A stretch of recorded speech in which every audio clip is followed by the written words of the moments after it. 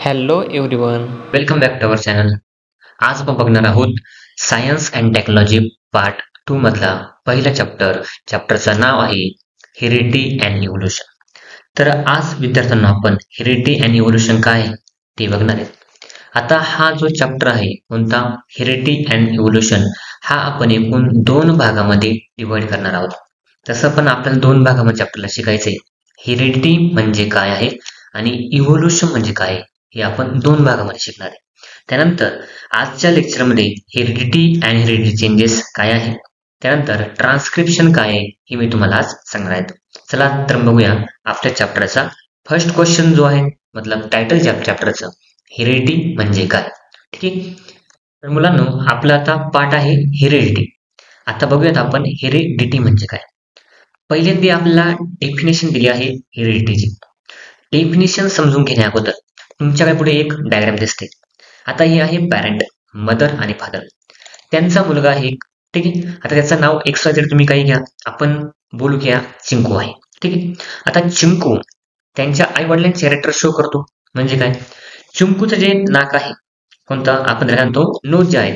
आता for example आपण जर इथं लक्षात घेतलं चिंकूचं फॉर एक्झाम्पल नोज म्हणजे काय नाक, त्यानंतर फेस म्हणजे चेहरा, त्यानंतर बॉडी स्ट्रक्चर पण म्हणू शकतो आपण. त्यानंतर आपण म्हणू शकतो त्याची हाईट जी आहे ठीक आहे थोडी पालकांसाठी आहे. त्यानंतर आय कलर आपण म्हणू शकतो. थोडक्यात हे कॅरेक्टर झाले कोणामधून कोणामध्ये आले, ह्या पालकांमधून म्हणजे चिंकूच्या वडिलांकडून चिंकुडे आले. म्हणजे काय रे, हे कॅरेक्टर पालकांकडून मुलांकडे ट्रान्सफर झाले. कोणाच्या, चिंकूच्या पालकांकडून चिंकूकडे ट्रान्सफर झाले आणि यालाच तर आपण काय म्हणतो हेरिडिटी. मग डेफिनेशन बघू. काय definition, transfer of characteristics from parent to offspring. काय म्हटलं इथे, ट्रान्सफर ऑफ द कॅरेक्टर. बघा इथे ट्रान्सफर ऑफ कॅरेक्टरिस्टिक्स कुठून, ट्रान्सफर काय इथं ट्रान्सफर झालेले आहेत. ट्रान्सफर करणं म्हणजे काय रे, इथे पालकांकडून मुलामध्ये येणं याला काय म्हणतो आपण ट्रान्सफर. मग काय केलं transfer of characteristics from parent to offspring is called as heredity. आता सिंपल आहे, पालकांकडून मुलांकडे कॅरेक्टर ट्रान्सफर होणं, जसं की नोज आहे त्यांचं, फेस आहे, बॉडी स्ट्रक्चर आहे, हाईट आहे, आईज कलर आहे एक्सेट्रा. हे कॅरेक्टर प्रत्येक पालकाकडून त्यांच्या मुलाकडे जात असतात आणि यालाच आपण काय म्हणतो हेरिडिटी. याला मराठीमध्ये अजून एक नाव आहे अनुवंशिकता. ठीक आहे. पुढे बघू. आता आपण इव्होल्यूशन काय ते बघू. आता मला सांगा, इव्होल्यूशन काय पुढे जाण्या अगोदर हे जे कॅरेक्टर ट्रान्सफर होतात हे कुठून होतात, तर हे होतात जीनद्वारे ट्रान्सफर होतात. आता फॉर एक्झाम्पल आता या पालकांचा डीएनए आहे कोणता डीएनए. फॉर एक्झाम्पल हा काय पालकांचा डीएनए आहे. आता या पालकांच्या डीएनए मध्ये हे जे तुम्हाला न्यूक्लियोटाइड बेस दिसतंय का, कोणता सी दिसतंय बघा. इथं सी आहे, जी आहे, इथं ए आहे, इथं टी आहे. आता हे काय आहेत मुलांनो, न्यूक्लियोटाइड बेस पेअर. याला म्हणतो आपण सायटोसिन, ग्वानिन, ॲडेनाइन, थायमिन. आता याच्यामध्ये यांची जी इन्फॉर्मेशन आहे कोणती, नाकाची साईज कशी असेल, त्याची लांबी वगैरे किती आहे, त्यानंतर फेस कसा आहे पालकांचा, बॉडी स्ट्रक्चर कसं आहे, हाईट कसं आहे. आता हे कॅरेक्टर कोणते त्यांच्या डीएनए मध्ये हाईड असतात, लपलेले असतात, जे की आपल्याला दिसत नाही. पण जेव्हा त्यांचं रिप्रोडक्शन होणार आहे कोणता, त्यांना मुलं वगैरे होणार आहे, त्या मुलांमध्ये तुम्हाला पालकांचे कॅरेक्टर बघायला भेटतात बिकॉज ऑफ जीन. आता जीन असतो त्यासाठी कोणता रिस्पॉन्सिबल, ते पुढे आपण बघूया. आता इव्होल्यूशन म्हणजे काय, तुम्ही बघा ह्या डायग्राम ज्या आहेत कोणता फर्स्ट टू लास्ट, ह्या सर्व डायग्राम तुम्ही एकदा व्यवस्थित ऑब्झर्व करा. मला सांगा ह्या डायग्राम मध्ये आणि ह्या डायग्राम मध्ये तुम्हाला फरक काय बघायला भेटतोय. तुम्ही जर इथं सिंपल बघितलं, इथे तुम्हाला ह्या माकडाला शेपटी बघायला भेटते, काय शेपटी. पण जसं आपण पुढे जातो तसं शेपटी तुम्हाला बघायला भेटते का, नाही बघायला भेटते. आता बघा हा जो प्राणी, हा प्राणी कोणता पूर्णपणे झाडावरती आहे, हा प्राणी पूर्णपणे जमिनीवर चालतोय. आता मला सांगा या माकडामधून तर माणसापर्यंत जो प्रवास आहे आपला त्याला म्हणतो आपण इव्होल्यूशन. आणि त्याला मराठीमध्ये आपण काय म्हणतो उत्क्रांती. काय म्हणतो उत्क्रांती. म्हणजे हळूहळू झालेला बदल, संथ गतीने झालेला बदल याला काय म्हणतो आपण इव्होल्यूशन. डेफिनेशन बघूया त्याची. डेफिनेशन काय, evolution is a gradual change. काय म्हटलं इथं, evolution is the gradual changes occurring, म्हणजे ऑकरिंग मध्ये होता बदल होतो in living organism over the long duration. म्हणजे इव्होल्यूशन म्हणजे काय, जसं जसं मॉडर्न लिमॉर्स पासून म्हणजे त्या माकडापासून माणसाची जी अवस्था आहे, माणूस जो तयार झालाय, आता ह्याच बदलाला आपण काय म्हणतो पोरांनो इव्होल्यूशन. म्हणजे माणसाच्या शरीरामध्ये हळूहळू संथ गतीने होणारे बदल चेंजेस जे आहे आपल्या शरीरामध्ये त्याला काय म्हणतो आपण इव्होल्युशन असं म्हणतो. तर आपल्याला आपल्या चॅप्टरचा 2 याच्यामध्ये अभ्यास करायचा आहे. एक आहे हेरिडिटी जे आपण इतक्यात बघितलं आणि हे आहे आता इव्होल्युशन. म्हणजे तुमच्या जो धडा आहे कोणत्या धड्याची 2 टप्पे पडताय. हेरिडिटी काय आहे आणि इव्होल्युशन काय आहे. तुम्हाला इव्होल्युशन समजलं, हेरिडिटी समजली. चला पुढे जाऊयात आपण. आता पहिल्यांदा आपण हेरिडिटी आणि व्हेरिएशन या चॅप्टरचे पहिले 3 क्वेश्चन जे आहेत कोणते कॅन यू रिकॉलचे क्वेश्चन जे आहेत कोणता पहिला, दुसरा आणि तिसरा हे 3 क्वेश्चन कव्हर करूयात. त्याचे आन्सर मी पुढे दिलेले आहेत. बघा, कॅन यू रिकॉलचा फर्स्ट क्वेश्चन आहे which components of the cellular nucleus of living organism carries heredity characters.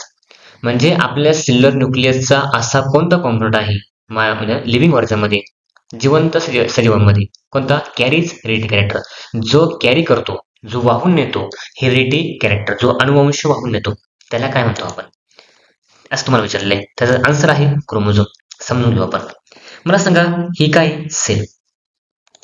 आता ही काय तुम्हाला म्हटलं सेल आहे. आता या सेलमध्ये काय मुलांनो न्यूक्लियस आहे. ठीक आहे, न्यूक्लियस कुठे असतो सेलच्या आतमध्ये असतो. न्यूक्लियस काय करतो पूर्ण आपल्या सेलला काय करतो कंट्रोल करतो. ठीक आहे, काय करतो कंट्रोल करत आहे. आणि या न्यूक्लियसच्या आतमध्ये क्रोमोझोम असतात. काय असतात क्रोमोझोम असतात. आणि या क्रोमोझोम मध्ये काय असतो हा तुम्हाला धाग्या धाग्यासारखा जो दिसतोय तो असतो कोणता रे डीएनए. आणि हाच डीएनए तुम्हाला पुढे दिलेला आहे. आणि हा सर्व डीएनए काम करत नाही बरं का. कोणता या डीएनए मध्ये तुम्हाला इथे ऍडेनाइन, थायमिन, गॉनिन, सायटोसिन असे काही न्यूक्लियोटाइड बेस पेअर दिसत आहेत. ते बघू पुढे आपण.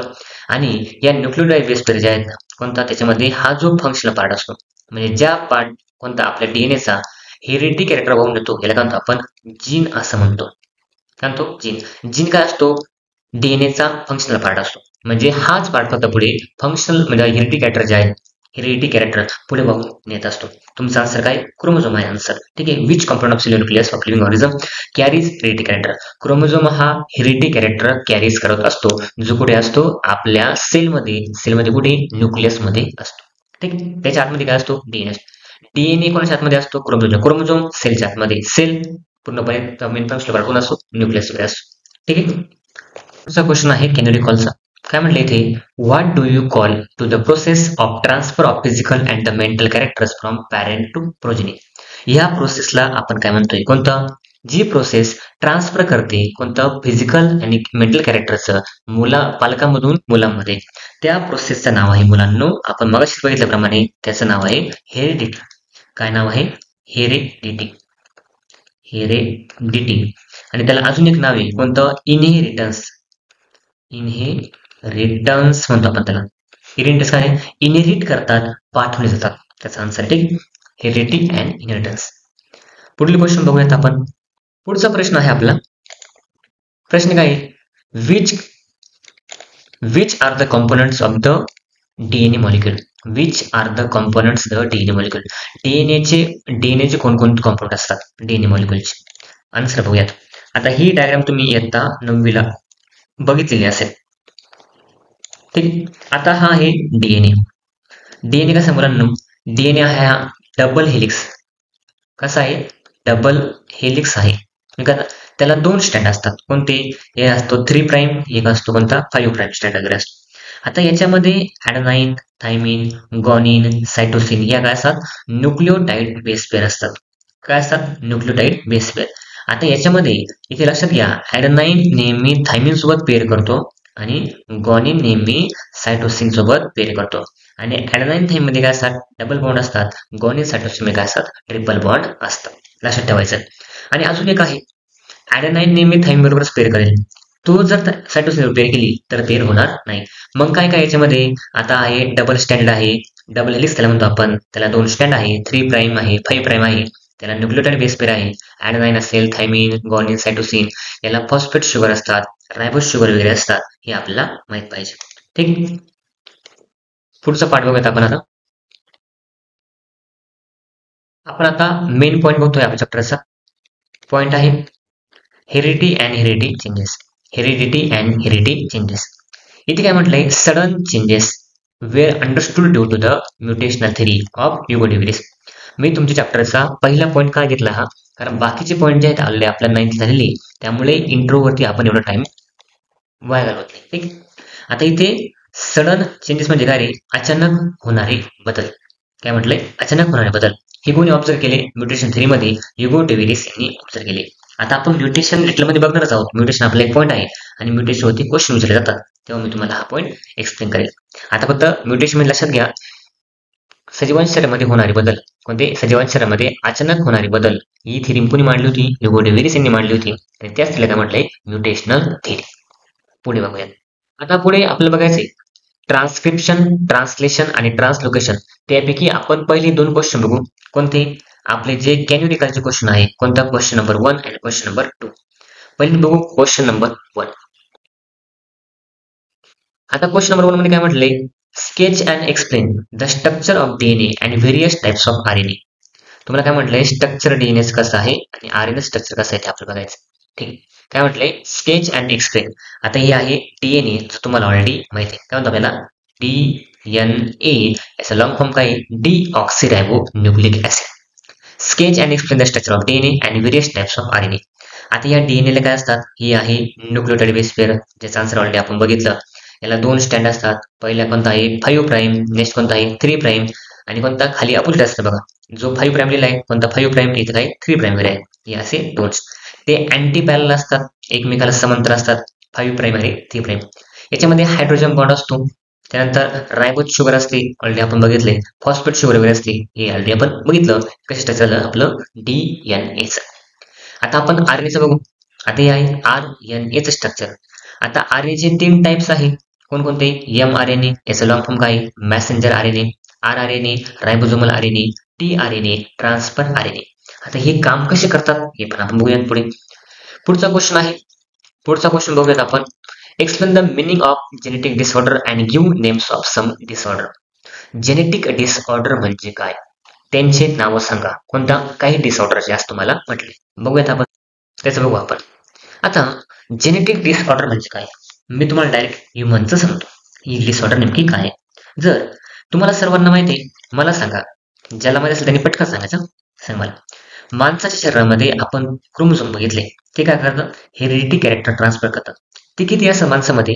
तर ते असतात 46 नंबर ऑफ क्रोमोझोम. किती असतात? 46 नंबर ऑफ क्रोमोझोम. आता हे क्रोमोझोम पुढच्या पिढीमध्ये ॲज इट इज ट्रान्सफर होतात. ते कसे? फॉर एक्झाम्पल, आता इथे आपण एक पॅरेंट घेतोय. कोणता? मेल आणि फिमेल पॅरेंट. आता मला सांगा, मेल मध्ये असतात किती? 46 क्रोमोझोम. फिमेल मध्ये किती असतं मुलांना? 46 क्रोमोझोम. आता काय हे 46 पुढच्या पिढीमध्ये, पुढच्या मुलामध्ये ॲज इट इज ट्रान्सफर होत नाही. तर काय होतं? या 46 क्रोमोझोमचे हाफ नंबर ऑफ क्रोमोझोम होतात. म्हणजे मेल मध्ये 23 क्रोमोझोम मुलामध्ये जातात आणि फिमेल मधले, आई मधले 23 क्रोमोझोम जे आहे मुलामध्ये जातात. आता हे 23 आणि 23 मिळून मुलांमध्ये 46 क्रोमोझोम होतात. एवढं लक्षात घ्या. पुढे तुम्हाला आपण life process in living organism part 2 याच्यामध्ये पूर्ण हे डिटेल्स बघणार आहोत. पण तर तुम्हाला थोडंसं माहिती असेल. आता ही 46 क्रोमोझोम मध्ये जर काही डिलिशन झालं, समजा -1 डिलिशन झालं, एक क्रोमोझोम कमी झाला किंवा एक क्रोमोझोम ऍड झाला एक्स्ट्रा, म्हणजे माणसाच्या शरीरामध्ये जर एक क्रोमोझोम वाढला तरी अडचण आहे आणि एक क्रोमोझोम कमी झाला तरी पण अडचण आहे. आणि यालाच काय म्हणतो मुलांना आपण? Genetic disorder. आता पहिली कोणती आहे? ही आहे तुम्हाला डाऊन सिंड्रोमची. चाइल्ड विथ डाऊन सिंड्रोम म्हणजे ज्या मुलांमध्ये हे क्रोमोझोम नंबर एक्स्ट्रा होतात. कोणता? याला काय आपण 21st ट्रायसोमी, म्हणजे आपला जो 21 नंबर जो क्रोमोझोम आहे, या क्रोमोझोम मध्ये अजून एक एक्स्ट्रा क्रोमोझोम ऍड होतो. याला काय आपण 21st ट्रायसोमी. म्हणजे 3 क्रोमोझोम 21व्या नंबरच्या क्रोमोझोमला ऍड होतात. ठीक आहे. त्यामुळे कोणता आजार होतो? Down syndrome. आणि असे मुलांना जास्त दिवस जगत नाही. ठीक आहे, जास्त दिवस जगत नाही. आता याचा चेहरा बघा, त्याचे केस वगैरे बघा. आता ह्या मुलांचे हातपाय आकुड वगैरे असतात, मान आकुड वगैरे असते, मी लहान वगैरे असते. ठीक. पुढे बघा, तुम्हाला अजून एक दिलेला आहे. कोणता? Here and the eye with the child albinism. आता मी थोडंसं रफ करतोय, तुम्हाला इथे बघायला भेटेल बघा. आता हा पण कोणता? जेनेटिक डिसऑर्डर आहे. ज्या मुलांना अल्बिनिझम नावाचा जो आजार आहे, हा पण काय होतो? क्रोमोझोमल डिसऑर्डर आहे, म्हणजे जेनेटिक डिसऑर्डर आहे. अशा मुलं तुम्हाला बघायला भेटतील. तुम्हाला नाव बघायचं फक्त. हा आहे सिकल सेल अॅनिमिया. आता सिकल सेल अॅनिमिया क्वेश्चन आलेला आहे, बघू आपण. पुढे काय तुम्हाला? Hands with child with the Turner syndrome. Turner सिंड्रोमचे मुलं कसे असतात हे म्हणले? जेनेटिक डिसऑर्डर मध्ये जन्माला आलेले मुलं जास्त दिवस जगत नाही, ते वेल डेव्हलप नसतात, म्हणजे ते त्यांचं व्यवस्थित काम सुद्धा करू शकत नाही. हे काय त्याचे एक्झाम्पल आहे. ठीक आहे. हे क्रोमोझोम ऍडिशनमुळे म्हणजे एक्स्ट्रा क्रोमोझोम झाले तेव्हा होतात किंवा क्रोमोझोम नंबर डिलीट झाले तेव्हा हे आजार होतात. कॅन्युरिकलचे आपण दोन्ही क्वेश्चन बघितले. पुढचा पाठ बघूयात आपण. मुलांनो, आता आपण बघतो कोणतं ट्रान्सक्रिप्शन म्हणजे काय. मी तुम्हाला इथे ट्रान्सक्रिप्शन काय आहे थोडक्यात त्याच्या अगोदर आपलं सेंट्रल डोग्मा काय आहे ते पण समजून घेऊ. ठीक आहे. आता इथे बघा, पहिली ओळ काय आहे, with the help of RNA the genes present in the from DNA participate in the functioning of cell and thereby control the structure and functioning of the body. आता या वेळेस तुम्हाला अर्थ समजलाय का बघा, काय म्हटले ते, with the help of RNA च्या मदतीने the gene present in the from DNA जे DNA चे जीन असतात ते काय होतात, पार्टिसिपेट होतात फंक्शनिंग ऑफ द सेलचं फंक्शनिंग करण्यासाठी, control the structure and function of the body आपल्या बॉडीचं कार्य करण्यासाठी कोणता DNA चे जे जीन आहे कोणता RNA मदतीने कोणते काम करतात. काय म्हटले बघ पुढं, information of protein synthesis is store in the DNA and the synthesis is appropriate protein as per requirement is necessary for body.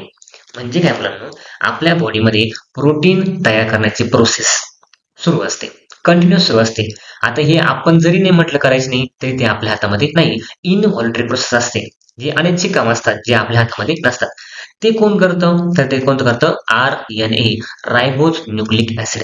ते कसं करतं आपण पुढच्या डायग्राम मध्ये समजून घेऊ बघा. आता ही डायग्राम आहे, आता या डायग्राम तुम्हाला एक्सप्लेनेशन करतो. ठीक आहे.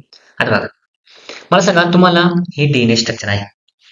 आता DNA कुठे असतो, सेलमध्ये असतो. सेलमध्ये कुठे असतो, न्यूक्लियसमध्ये असतो. न्यूक्लियसमध्ये कुठे, क्रोमोझोममध्ये काय असतो, DNA असतो.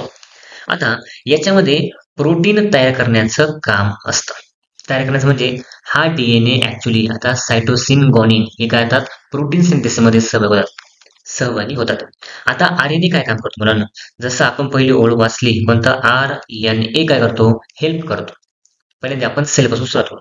फॉर एक्झाम्पल जर आपण ही म्हटलं आपली सेल आहे, सेलमध्ये काय मुलांनो, न्यूक्लियस असतो. न्यूक्लियसमध्ये काय असतात, क्रोमोझोम असतात. आता तो क्रोमोझोम आपण थोडा साईडला काढून घेऊ. ठीक आहे. आता हा आहे फॉर एक्झाम्पल क्रोमोझोम. आता या क्रोमोझोम मध्ये काय असतो, DNA असतो. काय असतो, DNA असतो. आता हा क्रोमोझोम मधला जो DNA कुठे असतो, सेलमध्ये असतो. तो पूर्णपणे सेलच्या म्हणजे न्यूक्लियसच्या बाहेर येऊ शकत नाही, काय होणे बघू शकत नाही. मग काय करतो, RNA जो असतो कोणता, सेल मधले एक न्यूक्लिक ऍसिड असतं कोणतं, RNA.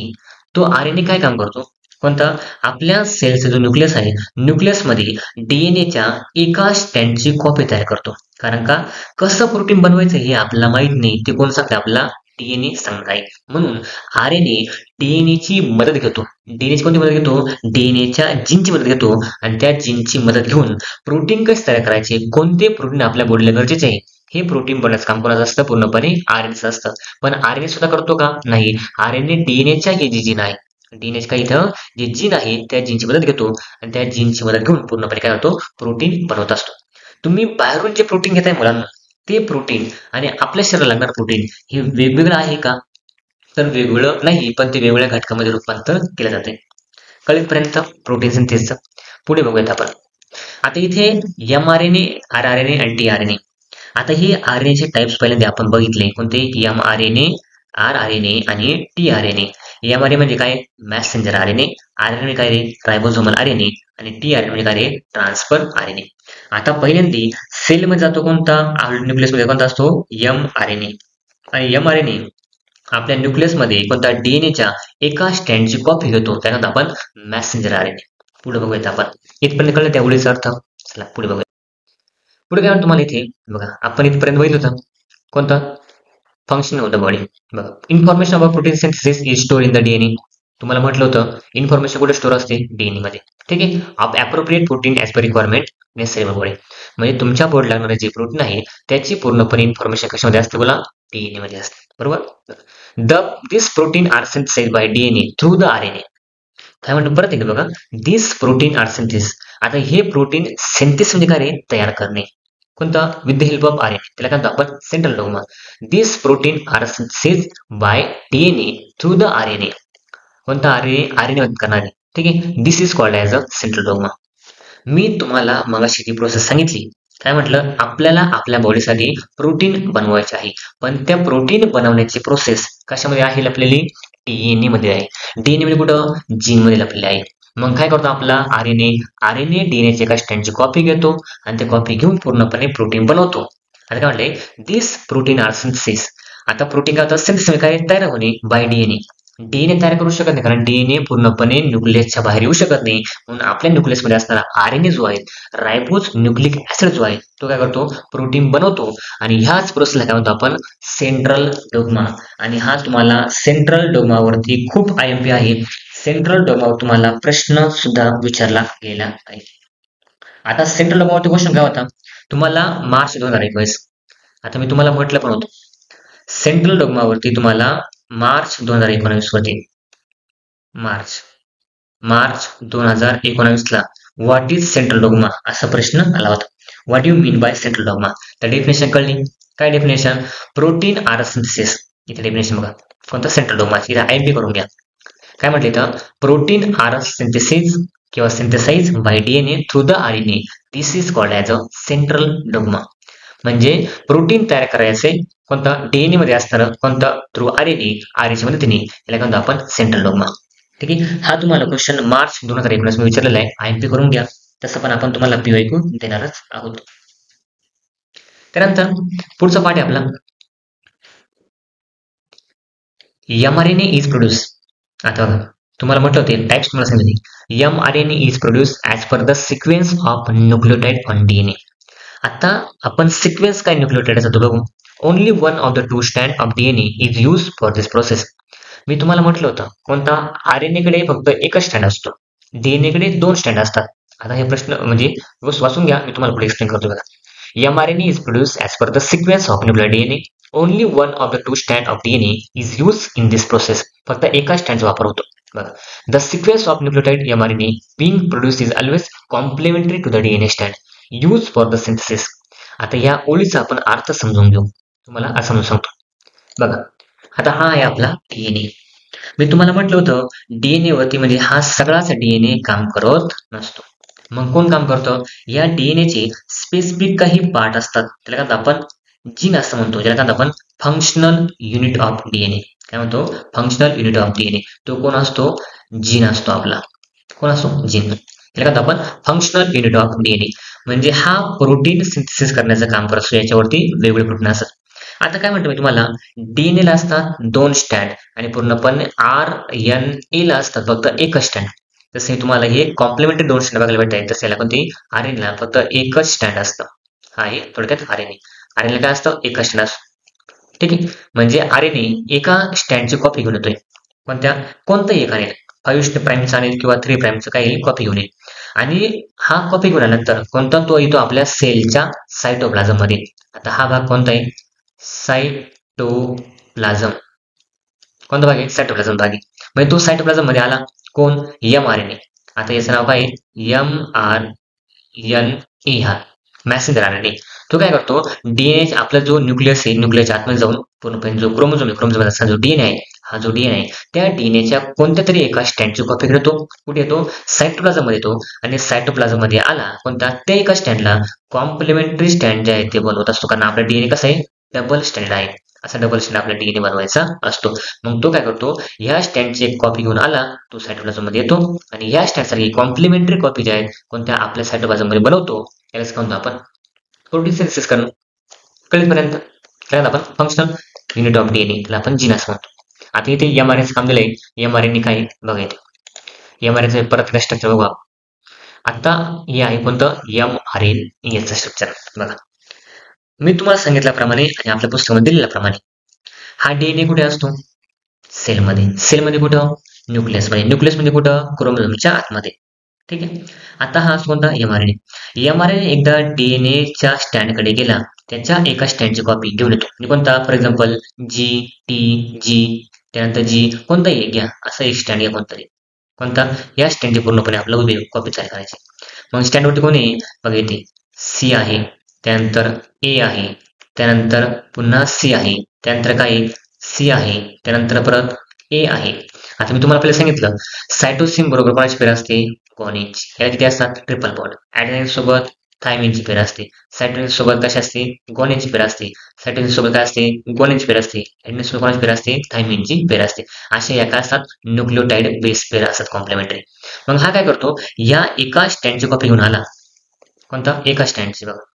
आता या एका स्टँडची कॉपी घेऊन आल्यानंतर कोणता? हा बाकी जो स्टँड आहे, कोणता? हा स्टँड तुम्हाला कुठे तयार करत असतो? सायटोप्लाझम तयार करत असतो. मग हा mRNA काय करतो? या एका स्टँडची कॉपी घेऊन आला कुठून? न्यूक्लियस मधून. बाकीचा हा स्टँड जो आहे तो बनवायला सुरुवात करतो. हा स्टँडची कॉपी तू ऑलरेडी आता इथे मी म्हणतो कॉपी स्टँड. कॉपी स्टँड हे कोणाचं कॉपी स्टँड आहे? DNA चं कॉपी स्टँड आहे.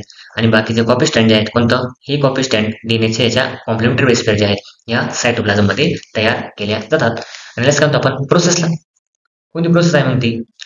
बघा इथे तुम्हाला इयत्ता 9वीचं पाठ दिलेलं आहे. कोणता? रायबोन्यूक्लिक ऍसिड. आता या रायबोन्यूक्लिक ऍसिड मध्ये RNA, mRNA, rRNA नंतर कोणता? tRNA. आता हे काही मॅसेज RNA टाईप आहे, म्हणजे रायबोन्यूक्लिक ऍसिडचे काही तुम्हाला म्हटलं टाइप्स आहे. काही टाइप्स आहे mRNA, rRNA आणि tRNA. आता तुम्हाला याचा म्हटलं स्क्रीनशॉट घ्या. तुम्हाला याचं पूर्ण डिटेल एक्सप्लेनेशन जे आहे तुम्हाला नंतर भेटेल, तेव्हा आपल्याला काम पडणार. तेव्हा कळलं?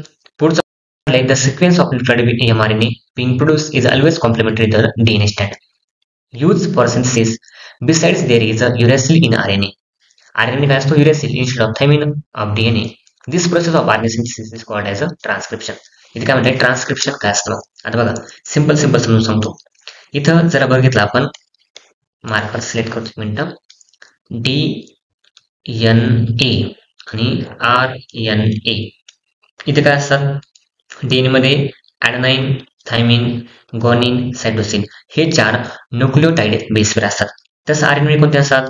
ॲडेनाइन, युरॅसिल, त्यानंतर ग्वानिन, सायटोसिन. इथे म्हटले बघा काय म्हटलं इथं? DNA स्टँड use percentage besides there is a uracil RNA instead of thymine of DNA. म्हणजे थायमिन जागेवर जसं DNA मध्ये थायमिन असतो तसा RNA काय असतो? युरॅसिल असतो. म्हणजे DNAच्या एका स्टँडची कॉपी घेतल्यानंतर ज्या जागेवरती थायमिन आहे त्या जागेवरती युरॅसिल हा जॉइन होतो, हे तुम्हाला म्हटलेलं आहे. ठीक आहे. हा कॉम्प्लिमेंटरी स्टँड बनवतो, पण कोणता? ॲडेनिन जागेवरती जो आपण थायमिन लागायला पाहिजे तो जागेवरती काय तो? युरॅसिल हा प्रेझेंट असतो. ठीक आहे. दिस प्रोसेस ऑफ RNA सिंथेसिस. आता RNA सिंथेसिस झालंय म्हणजे RNA कोणता?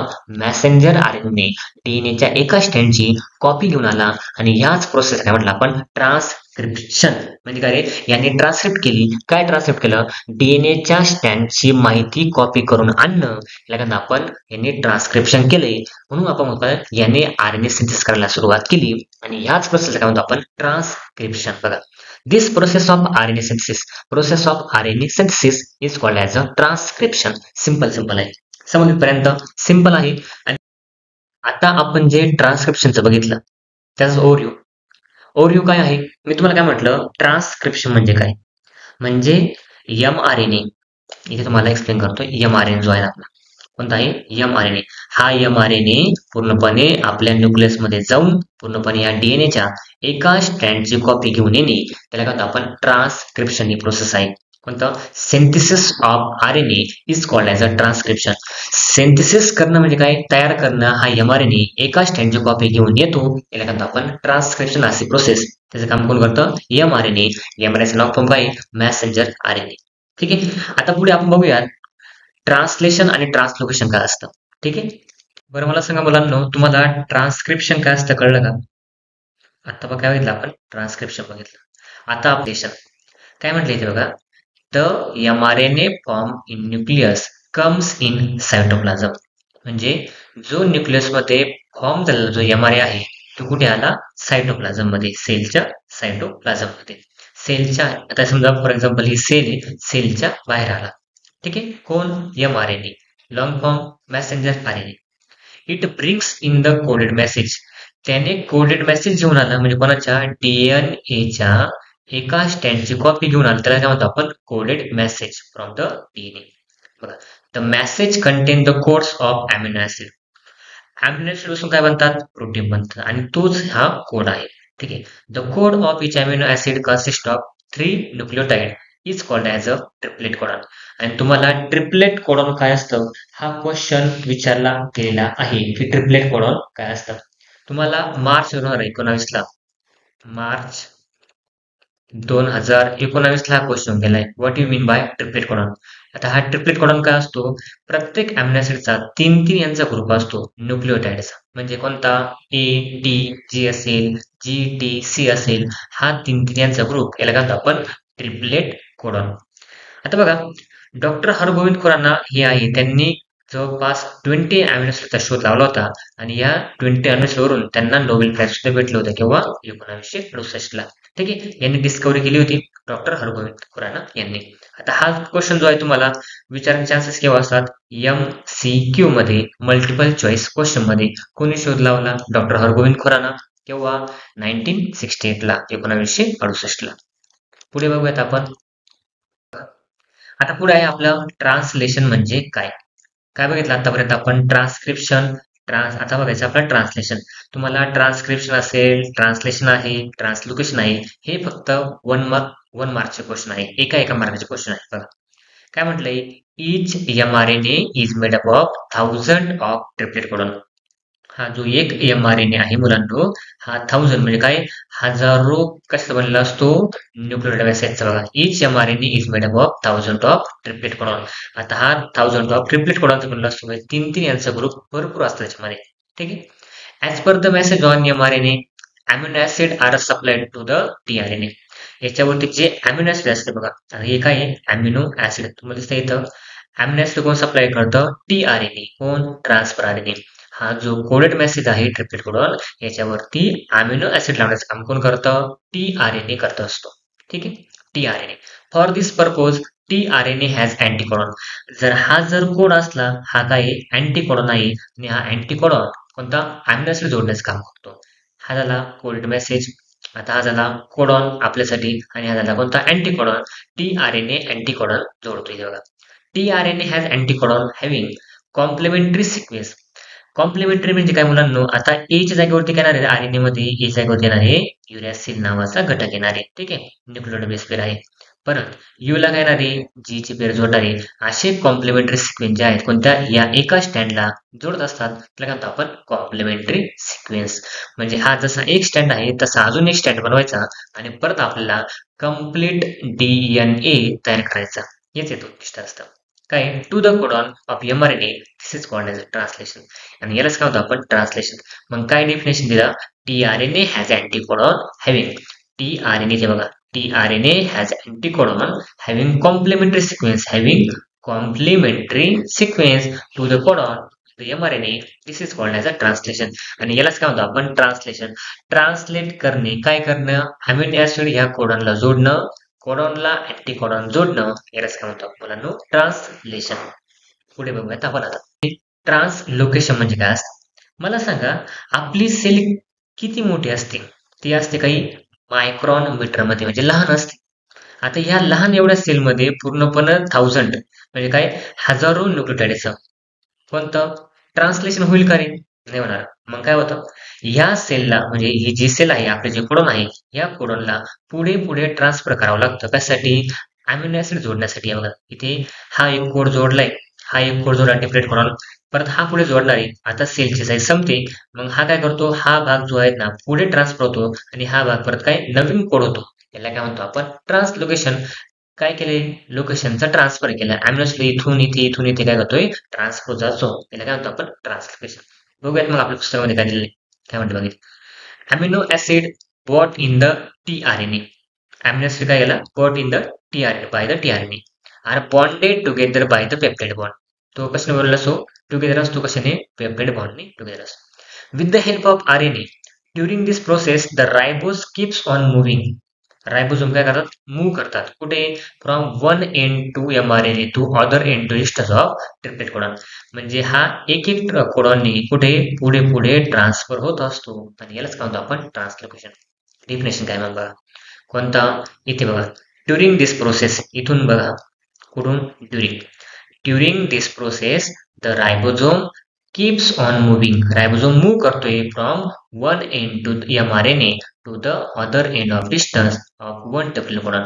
एका एंड पासून दुसऱ्या एंड कडे रायबोझोम काय होतोय, हा हे रायबोझोम कोणता रायबोझोमल आरएनए, आरआरएनए तो काय करतोय, मूव्ह करतोय एका जागेवरून दुसऱ्या जागेवरती. आणि यालाच काय म्हणतात मुलांनो, ट्रान्सलोकेशन. लोकेशन ट्रान्सफर करतात कोण, ribosome. Such many chains come together. आता या असंख्य चेन असतात. Such many chains come together to form complex protein. म्हणजे काय रे, जटिल प्रोटीन जे आहेत, खूप गुंतागुंत प्रोटीन काय करतात, तयार करतात. This protein control various function of the body. आता हेच प्रोटीन आपल्या बॉडीचे वेगवेगळे कार्य करतात. फंक्शन म्हणजे काय रे, कार्य करतात. Living organism and their appearance too. म्हणजे आपल्याला जिवंत ठेवण्याचं किंवा आपल्या शरीरातले सगळ्यात महत्वाचे प्रोटीन बनायचं काम कोण करतं, कोण करणार आहे, आर एन ए करणार आहे. आर एन टाइप्स आहे, तुम्हाला मागे सांगितले किती, R R N A, M R N A, T R N A. आता मला सांगा, एम आर एन ए काय काम करतो, ट्रान्सक्रिप्शनचं, बरोबर. त्यानंतर ट्रान्सलोकेशनचं काम कोण करतं, हे तुम्हाला दिलेलं आहे, translocation, T R N A. आणि कोणतं, ट्रान्सलेशनचं काम कोण करतं, टी आर एन ए. आणि ट्रान्सलेशन काम कोण करतं, आर आर एन ए. हे तिघांची काम आहे. ठीक आहे. आता आपल्याला म्युटेशन नावाची कन्सेप्ट आहे. आता ही कन्सेप्ट तुम्हाला पेपरच्या दृष्टीने खूप महत्वाची आहे. म्हणजे म्युटेशन काय असतं. आता या म्युटेशनवर तुम्हाला क्वेश्चन येऊन गेले आहे. आता क्वेश्चन काय आहे, तुम्हाला जवळ मार्च 24 ला, मार्च 24 2024 ला म्युटेशन म्हणजे काय असतं यावरती क्वेश्चन येऊन गेलेला आहे 1 मार्चचा. त्यानंतर म्युटेशन मध्ये अजून तुम्हाला क्वेश्चन येऊन गेला आहे जेनेटिक डिसऑर्डर, कोणता, जुलै 2023. म्हणजे ते 2023 ला पण आणि 2024 ला पण याच्यावरती क्वेश्चन येऊन गेलेला आहे. आता म्युटेशन म्हणजे काय, तुम्ही पाठीमागच्या स्लाइड मध्ये बघितलं असेल, म्युटेशन म्हणजे काय, सडन चेंजेस, अचानक होणारे बदल.